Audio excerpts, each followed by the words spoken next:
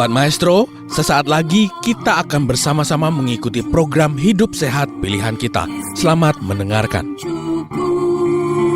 Membuat wajah berseri, diet yang seimbang, tubuh terlihat indah, udara yang bersih, jadikan hidup semangat, pengendalian diri, itu pemenang sejati. Hidup sehat, anugerah Tuhan. Hidup sehat, sangat berharga. 10 hukum kesehatan. Hidup sehat, pilihan kita. Shalom, salam sehat, Sobat Maestro dimanapun Anda berada. Jumpa kembali dengan saya, Yohanes Ruhupati. Dan saya, Christina Anastasia Haryadi. Dalam program Hidup Sehat, Pilihan Kita. Sebuah program spesial yang dapat mendukung kehidupan kita agar lebih sehat dan bugar.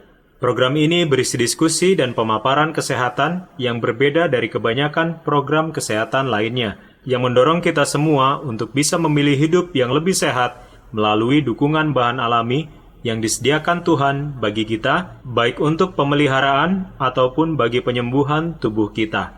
Inilah bahan alami itu. Yang pertama ada hati yang gembira, I, istirahat yang cukup, D, diet yang seimbang, U, udara yang segar, P, pengendalian diri, S, sinar matahari yang cukup, E, energik berolahraga, H, hubungan sosial yang baik, A, air jernih yang cukup, dan yang terakhir T. Tuhan yang terutama. Ya, itulah bahan alami hidup sehat pilihan kita. Mengapa pilihan kita? Karena kita dapat meraih hidup yang sehat dan bugar dengan mudah dengan bergantung pada pilihan kita. Pada minggu lalu kita telah mendengar pembahasan lebih lanjut dari Dr. Grace Lego dan Dr. Akli Agu mengenai bahan alami ketujuh, yaitu energik berolahraga. Dan hari ini kita akan membahas bahan alami ke-8 ya, yang telah Tuhan sediakan bagi kita, yaitu hubungan sosial yang baik. Ya. Tahukah Sobat Maestro sekalian, memiliki banyak musuh ternyata mempunyai dampak yang buruk bagi kesehatan kita? Yang benar. Bener loh, penasaran kan? Iya, jadi penasaran saya. Seperti apa pembahasannya?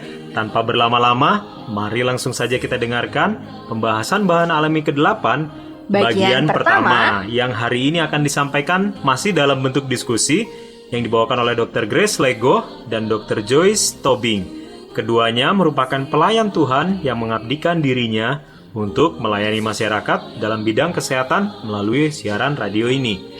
Jika Sobat Maestro memiliki pertanyaan terkait pemaparan materi hari ini, Sobat Maestro dapat menghubungi kami melalui chat di nomor WhatsApp 081 919 227 518. Selamat mendengarkan. Hidup sehat, anugerah Tuhan. Hidup sehat, sangat berharga. 10 hukum kesehatan. Hidup sehat, pilihan kita. Hidup sehat, pilihan kita.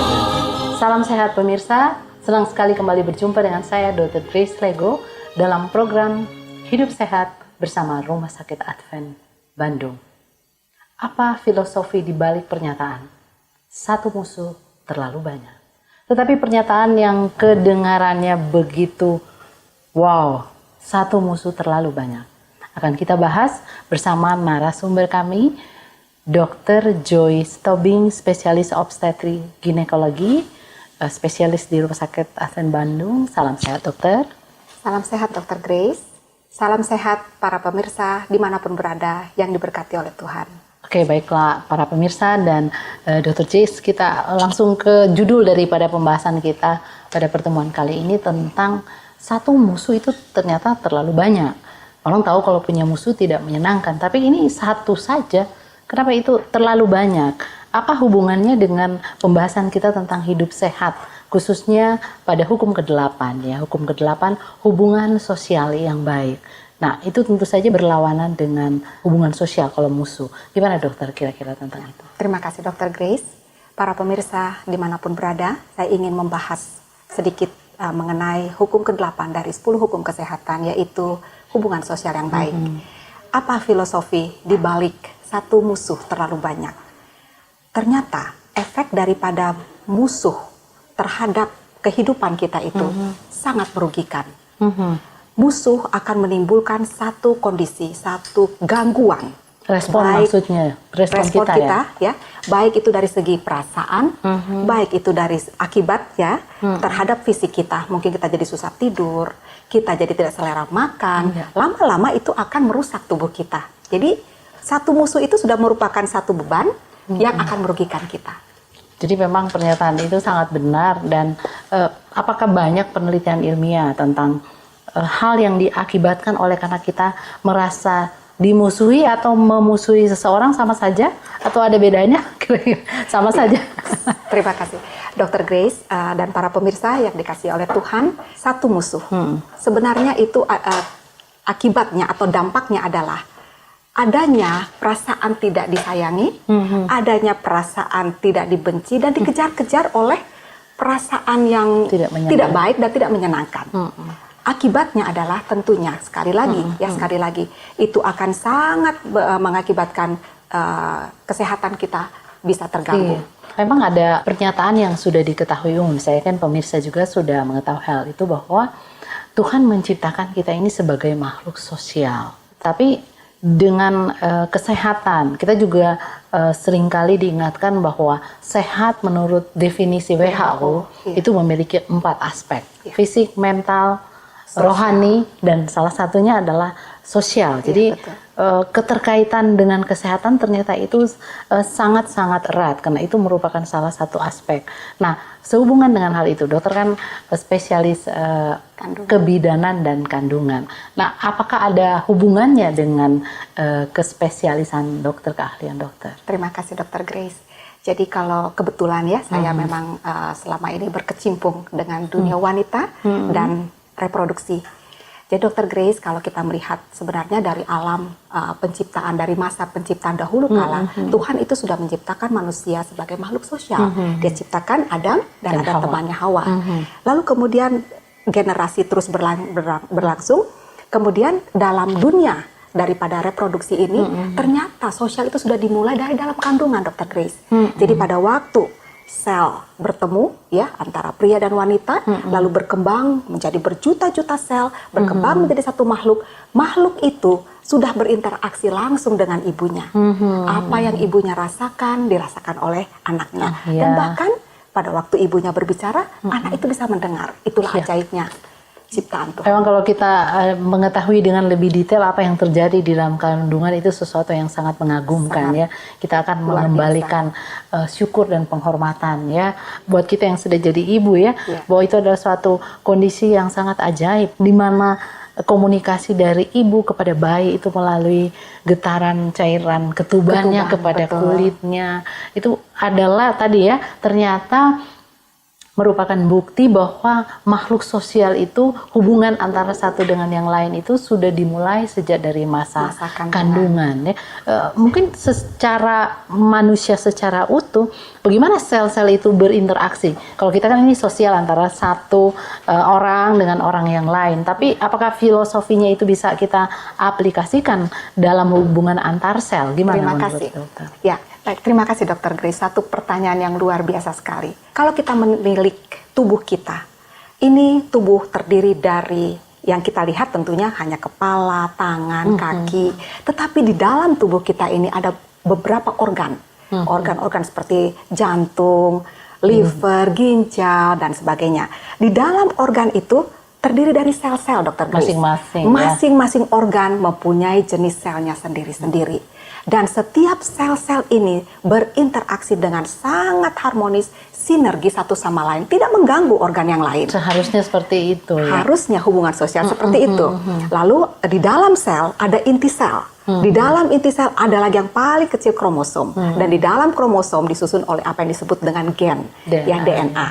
Ya, dari DNA itulah ada coding-coding, ada perintah-perintah yang akan dilakukan oleh sel dan mundur lagi keluar, lalu ke inti sel, ke sel, ke jaringan, ke organ dan pergerakan oleh tubuh. Jadi demikian rapihnya, harmonis sekali, sehingga kita bisa melihat tubuh kita bisa berjalan, bisa bekerja dengan baik. Iya, mungkin saya menanggapi tadi yang tadi Dr. Joy sampaikan bahwa ketika sel satu dengan yang lain itu harmonis, maka kita akan sehat. Betul sekali. Tetapi ketika terjadi ketidakharmonisan, maka disitulah akan terjadi sakit.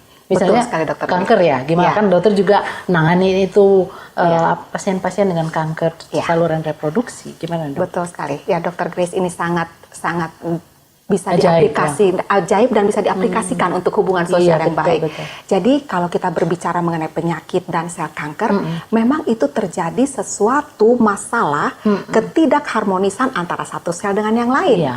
Khususnya kanker, Dr. Grace, kanker itu adalah satu perubahan yang tadinya selnya itu sehat, oleh karena terekspos dengan apakah itu virus penyebab atau karsinogen yang lainnya, sehingga sel-sel itu tumbuh suka hati.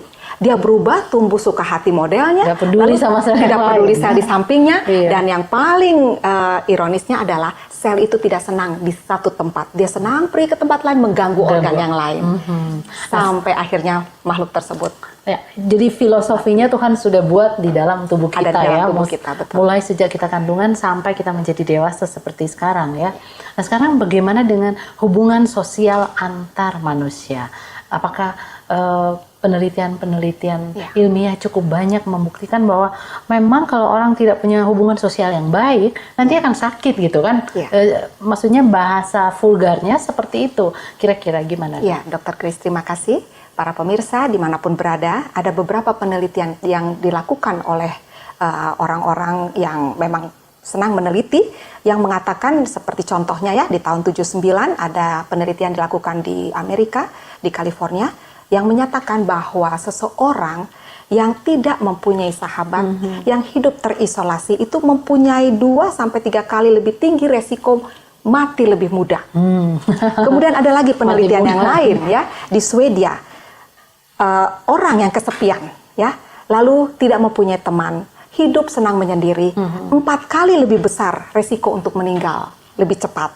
Ada lagi satu lagi Dr. Grace, yaitu di Universitas Duke. Dikatakan bahwa mereka meneliti, melihat dan mendapati bahwa mereka-mereka yang mempunyai atau menderita penyakit jantung koroner adalah orang-orang yang senang sendiri.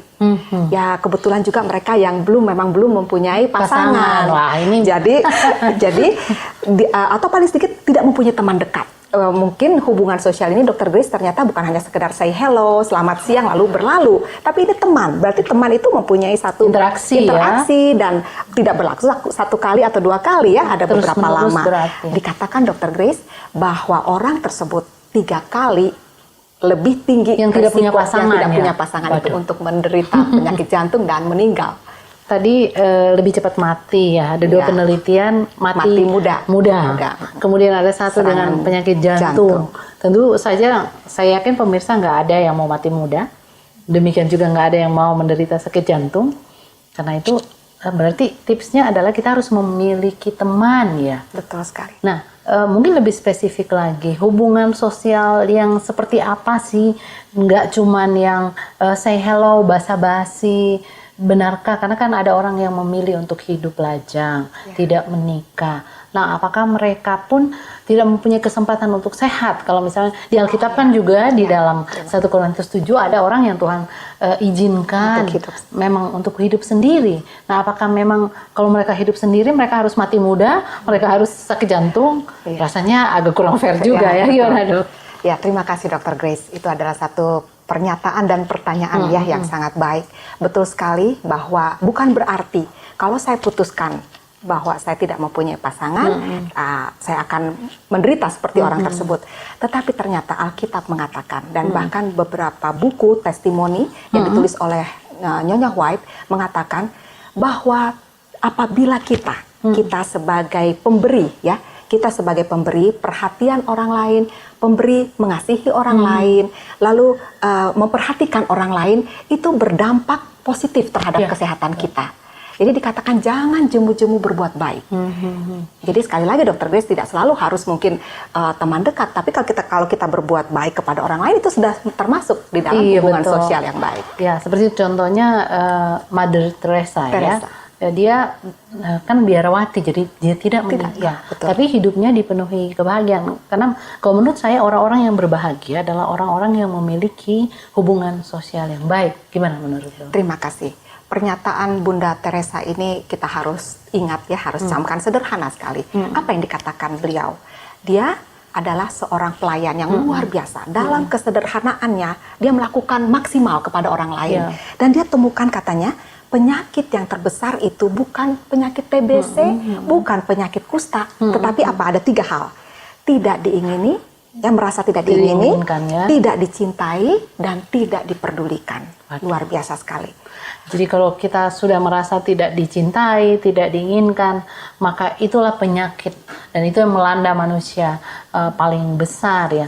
Dr. Joyce, ini kan ya meskipun semakin banyak penelitian, saya pikir masih ada lagi mungkin yang bisa dibagi, atau kalau enggak nanti pertemuan berikutnya.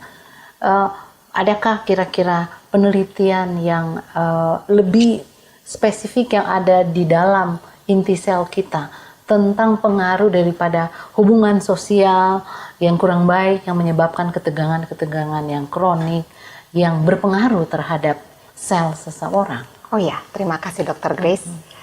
Tapi mungkin saya recall kembali namanya ya, Elizabeth Blackburn ya. Dia seorang dokter ini ya, biologi. Dia meneliti bahwa ternyata di inti sel ada kromosom. Dan kromosom itu di ujungnya itu dia seperti X, kalau bisa kita bayangkan ya, seperti X. Ujungnya kita sebut dengan telomer.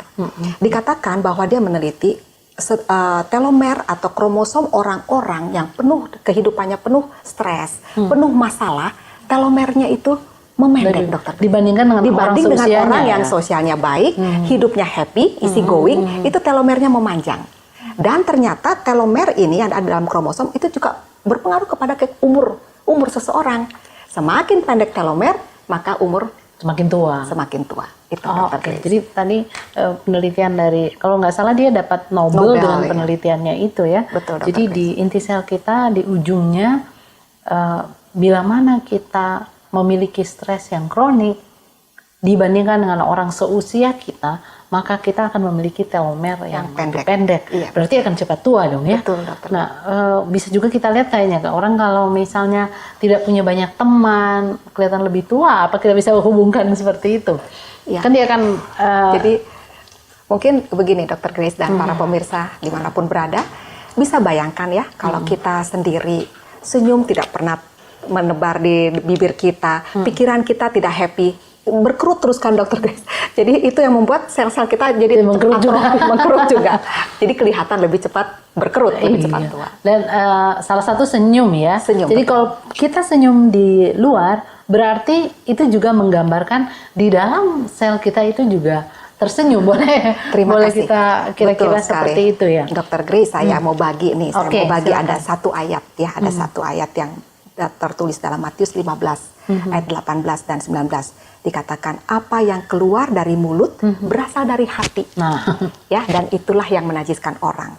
Karena dari hati timbul segala pikiran jahat, pembunuhan, perzinahan, percabulan, pencurian, sumpah palsu dan hujat. Itulah yang menajiskan. Jadi memang inti dari hati. Ya. Mungkin bisa orang bersandiwara, mungkin bisa buat-buat Dr. Grace, tapi bisa kelihatan dan orang itu pun akan merasa tidak bahagia. Kita yakin bahwa sel kita tahu kita bohong kan. Betul sekali. Jadi apa yang terjadi di dalam sana sesungguhnya akan terpancar dari keluar ya.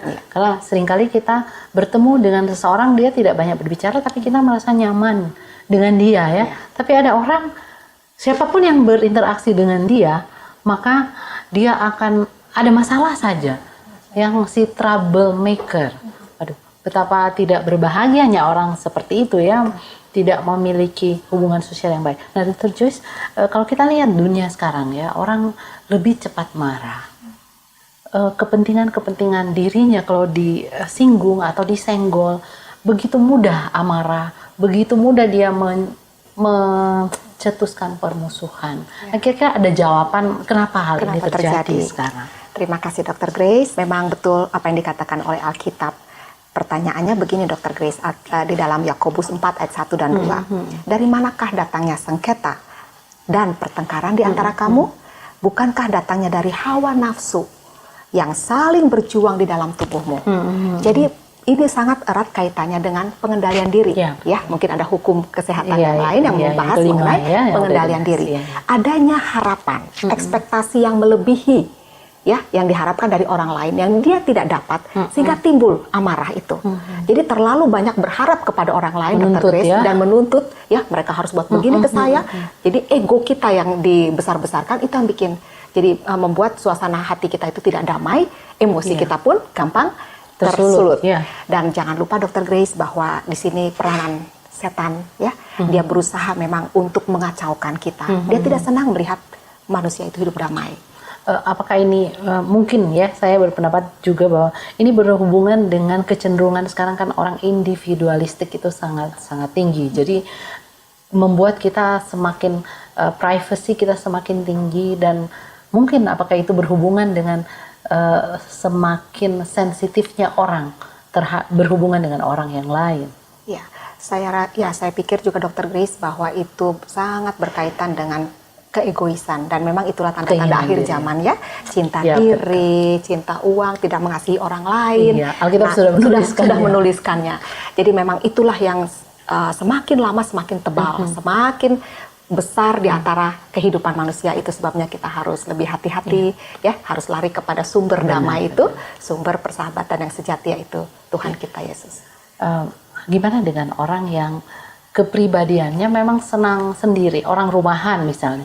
Ya, ada orang rumahan, di dalam rumahnya ada pertemanan, ada banyak orang. Tapi bagaimana orang dengan memang dia nggak mau ketemu orang, pengennya sendiri aja, dan dia memang udah bakat bawaannya. Kalau ditanya kenapa sih kamu nggak mau punya teman ini? Malas.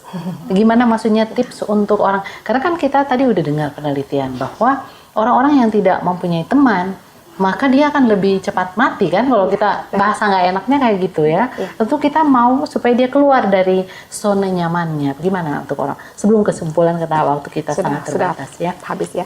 Ya, jadi Dr. Grace sebenarnya kita mungkin ya, kalau kita telusur lebih dalam, ada sesuatu barangkali di orang tersebut sampai kenapa dia mau isolir diri dan mau hidup menyendiri. Tapi mungkin kalau bisa saya himbau dengan hukum kesehatan yang kita ingin supaya kita miliki, karena kita kan mau hidup sehat ya Dr. Grace ya, kita mau umur panjang. Jadi apakah orang tersebut hidup sendiri, tapi mungkin ada keinginan dia untuk memperhatikan orang lain. Hanya memang mungkin kalau dia lakukan itu pasti ada temannya Dr. Grace ya. Dia pasti mempunyai orang-orang yang dia rasa ingin dia buat kebajikan, ingin dia berikan sesuatu kepada orang lain. Dan ternyata dengan memberikan kebaikan itu sendiri sudah memberikan feedback yang positif terhadap dirinya. Ya, itu betul. saya rasa. Tapi karena waktu kita sangat terbatas, mungkin Dr. Joyce boleh menyampaikan kesimpulan yang bisa diingat oleh para pemirsa. Ya, terima kasih Dr. Grace. Para pemirsa, kami dari Rumah Sakit Advent ingin memberikan saran dan ingin memberikan masukan kepada para pemirsa agar kita memiliki hidup yang sehat. Tuhan menginginkan kita hidup bahagia, sehingga Dia memberikan 10 hukum kesehatan ini, yaitu salah satunya hubungan sosial yang baik. Dengan cara kita memperhatikan orang lain, mengasihi orang lain, berlomba-lomba berbuat kebajikan kepada orang lain, itu akan memberikan keuntungan bukan bagi si penerima, tetapi juga bagi si pemberi. Dan teladan kita adalah Tuhan Yesus Kristus yang sudah datang ke dunia ini. Kita melihat bahwa Dia berbuat banyak kebaikan kepada orang lain, sehingga dengan demikian maka rasa nyaman, rasa damai, rasa kebahagiaan itu pasti akan kita miliki. Akhirnya telomer kita, kromosom kita akan lebih panjang, membuat kita umur lebih panjang, dan kita akan merasakan bahagia dalam hidup sementara di dunia ini. Baik, kita sudah mendengarkan pemaparan dari dua hamba Tuhan mengenai hubungan sosial yang baik. Ternyata hubungan sosial itu memiliki pengaruh yang besar terhadap kesehatan kita. Benar sekali. Dengan berbuat baik dan memperhatikan orang-orang di sekitar kita akan memberikan keuntungan bagi si penerima, juga bagi kita sendiri sebagai pemberi. Nah, ingat teladan Yesus ya, bahwa kita harus menjadi seperti Yesus. Benar. Menjadi pengikut Kristus artinya kita harus menjadi seperti Yesus. Betul sekali. Anda ingin berumur lebih panjang? Milikilah hubungan sosial yang baik dan berbuat baiklah kepada orang-orang di sekitar Anda. Betul sekali. Demikianlah program Hidup Sehat Pilihan Kita hari ini. Jika sobat memiliki pertanyaan atau hendak turut mendukung program ini, silakan kontak kami di nomor 081 919 227 518. Kami ulangi 081 919 227 518. Sampai jumpa. Salam sehat. Hidup sehat, pilihan kita.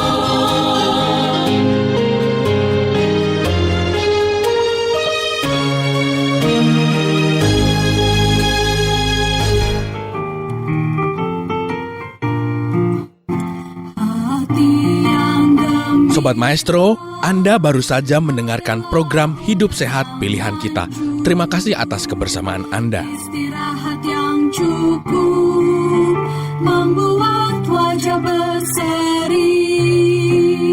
Diet yang seimbang, tubuh terlihat indah. Udara yang bersih, jadikan hidup semangat.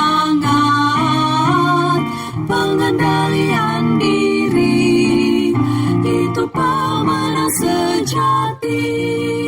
Hidup sehat, anugerah Tuhan. Hidup sehat, sangat berharga. 10 hukum kesehatan. Hidup sehat.